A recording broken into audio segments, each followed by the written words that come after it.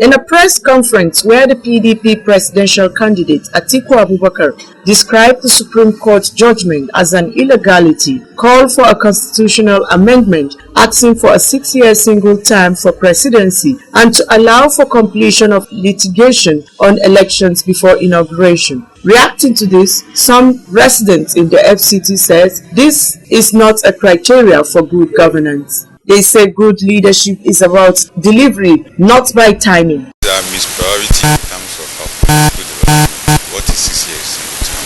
What is 8 years single term? What Nigerians are looking for is development. Is that from day one, he can afford to do whatever he wants. In the current situation, they take a year to settle down. They take 2 years to try to work so that they can have project to point to for them to contest second term. They get into the second term and many of them just go. They call on government to do the needful and deliver the campaign promises made to Nigerians. I mean, it's all about the interest of the political elite. They are just looking for opportunity that power can change and immediately in a situation whereby a particular group of elite are holding on to power for the next 6 months. Then after 6 months, power will shift to another group of political elite that will take over the power for another 6 months. And at the end of the day, the people suffer. Not the kind of plural society in the Americans. Americans have no landowners, they have no kings, they have no chiefs. What they have is citizens. But we have indigenes before we have. They added that leaders should focus on restoring the economy and the nation's lost glory. We are practicing.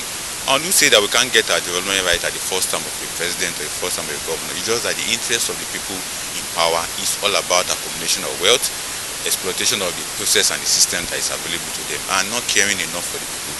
So if people promoting or calling for 6 years single term are just interested in how they can quickly accept and acquire power in a short, quick fix process, and that's what we are seeing at this point in time. So we need merit, we need competence, which cannot always be guaranteed when you bring in rotation. We should get the best that we have per time.